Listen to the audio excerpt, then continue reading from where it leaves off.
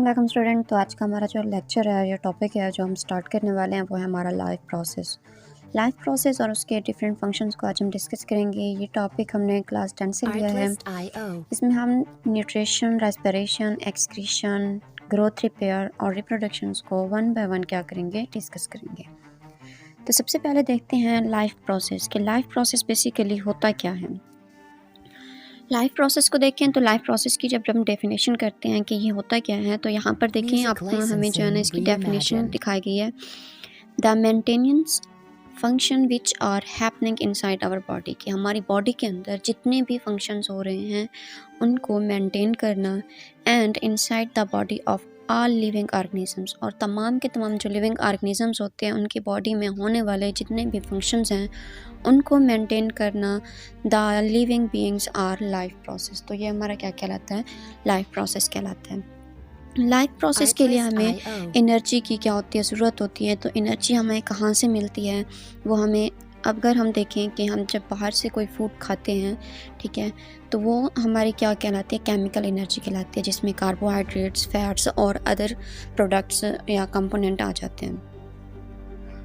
इसके अलावा देखें जब हम फूड को इंटेक करते हैं तो उसकी ब्रेकडाउन होती है, वहाँ से एनर्जी जो होती है ना रिलीज़ होती है, और वो एनर्जी हमें एटीपी की सूरत में मिलती है। एटीपी की सूरत में जो एनर्जी हमें मिलती है वो हमें मेटाबॉलिज्म में कंज्यूम करते हैं, जिससे हमें क्या होती है, हीट खारिज होती है। इसके अलावा हमारे जो वेस्ट केमिकल्स होते हैं जैसे कि वाटर और कार्बन डाइऑक्साइड हो गया, ब्रीथिंग और स्वेटिंग और यूरिन के थ्रू ये जो होते हैं ना एक्सक्रीट हो जाते हैं हमारी बॉडी से। न्यूट्रिशन को देखें तो न्यूट्रिशंस में हम बेसिकली हमारी डाइट्स ही आ जाती है कि हम किस तरह की डाइट लेते हैं और हमें किस तरह की डाइट्स लेनी चाहिए। न्यूट्रिशन को देखें तो न्यूट्रिशन क्या होता है, ये एक ऐसा प्रोसेस होता है जिसमें हम क्या करते हैं, एनर्जी को इनटेक करते हैं।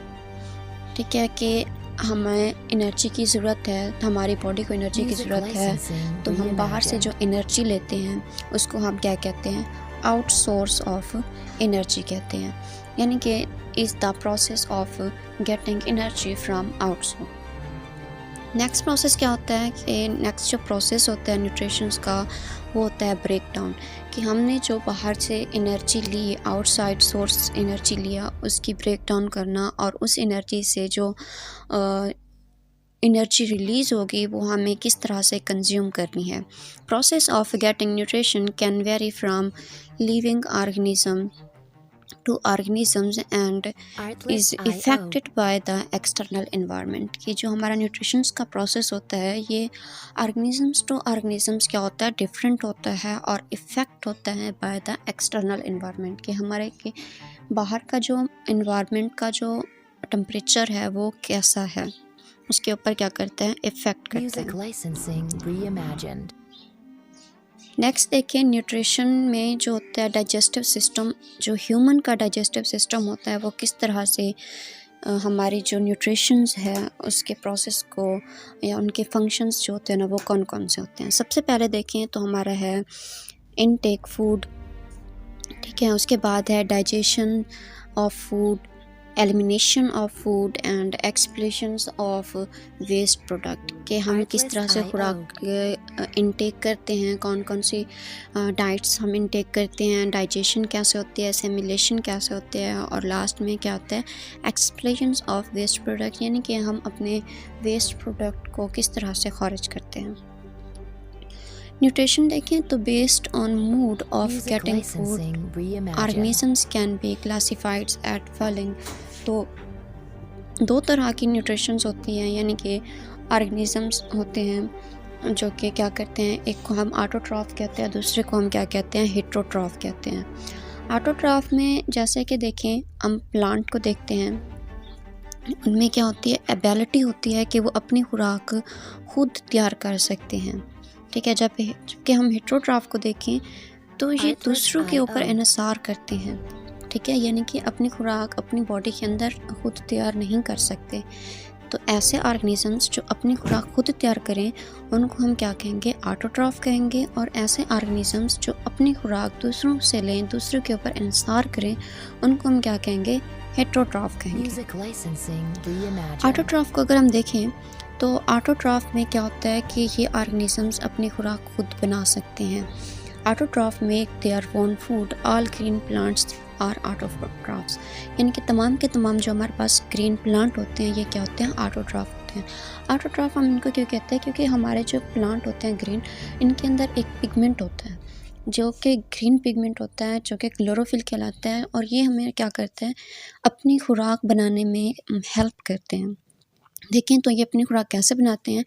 The process of food preparations in plant is called photosynthesis. ठीक है, जब ये अपनी खुराक बनाते हैं तो उस प्रोसेस को हम क्या कहते हैं, फोटोसिंथेसिस का प्रोसेस कहते हैं। फोटोसिंथेसिस का प्रोसेस में देखें क्या क्या इन्वॉल्व होती है कि glucose with the help of carbon dioxide and water in the presence of sunlight. ठीक है, ये इनके पास जब इनके पत्तों के ऊपर ग्रीन पत्तों के ऊपर ग्रीन पिगमेंट होता है, जब सूरज की लाइट इनके पत्तों के ऊपर पड़ती है, ठीक है, तो कार्बन डाइऑक्साइड, वाटर और क्या होता है, ग्लूकोज की मदद से ये क्या करते हैं, अपनी खुराक बनाते हैं। देखिए यहाँ पर हमें एक केमिकल फार्मूला दिया गया है, केमिकल रिएक्शन दिया गया है कि हमारे पास कौन कौन से कंपोनेंट होते हैं इस प्रोसेस फोटोसिंथेसिस के लिए। सबसे पहले देखें तो हमारे पास क्या होता है, कार्बन डाइऑक्साइड होता है। कार्बन डाइऑक्साइड के 6 मॉलिक्यूल्स होते हैं और 6 मॉलिक्यूल्स होते हैं वाटर के। जब इन दोनों का आपस में रिएक्शंस होता है in the presence of sunlight, तो क्या बनता है, ग्लूकोज बनता है और क्या होता है, ऑक्सीजन रिलीज़ होती है।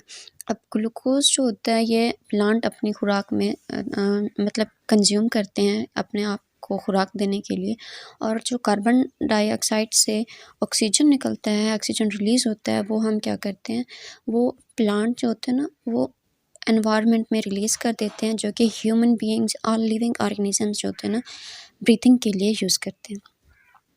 Glucose thus formed is used by the plant to satisfy its energy and it's stored in the form of starch। ठीक है, ये फिर अपनी खुराक को स्टार्च की फॉर्म में क्या करते हैं, स्टोर कर लेते हैं in various part of their plant.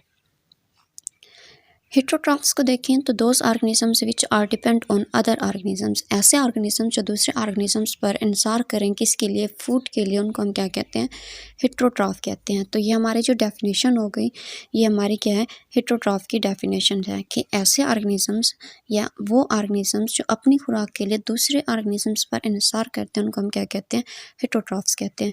Example देखें तो एग्जाम्पल में क्या आ जाता है, animals and humans have complex digestive system. इनका जो डाइजेस्टिव सिस्टम होता है बहुत ही पेचीदा होता है, to break the food into basic constituent to make them fit for क्या है, ऑक्सीडेशंस। कि इनका जो डाइजेस्टिव सिस्टम होता है वो काफ़ी पेचीदा होता है, जो कि फूड को की ब्रेक डाउन करता है और उनको फिट बनाता है ऑक्सीडेशंस के लिए। तो इस वजह से ये क्या करते हैं, दूसरों के ऊपर इंसार करते हैं। Certain organisms break the food into basic molecules outside their body then absorbs them। ठीक है, कुछ ऑर्गेनिजम्स ऐसे होते हैं जो इजीली क्या करते हैं, खुराक की ब्रेक डाउन कर लेते हैं मॉलिक्यूल्स की, और उनको क्या करते हैं, अब्सॉर्ब कर लेते हैं, जो कि आउटसाइड के क्या होते हैं, हमारी सोर्स होती है, एनर्जी सोर्स होती है। Fungi use some enzymes to break the food outside of their body. के फंजाइम्स के पास जो होते हैं ना, एंजाइम्स होते हैं, ठीक है, वो क्या करती है, जो बाहर के आउटसोर्स फूड होती है या एनर्जी होता है उसकी ब्रेक डाउन ईजिली कर लेते हैं। क्यों, क्योंकि उसके पास क्या होता है, एक स्पेसिफिक एंजाइम्स होता है जो कि हेल्प करता है ब्रेक डाउन में। Some organisms take food from other organisms without killing them. कुछ ऑर्गेनिजम्स ऐसे होते हैं कि दूसरे ऑर्गेनिजम्स को किल किए बगैर उनसे अपनी खुराक हासिल करते हैं। Most of the parasites take nutrition in this way. तो इस तरह के जो पैरासाइट्स होते हैं वो न्यूट्रिशंस लेते हैं, पैरासाइट। तो आज का हमारा टॉपिक बस इतना ही। इंशाल्लाह नेक्स्ट हम जो है ना इसका फर्दर स्टेप डिस्कस करेंगे। अल्लाह हाफिज़।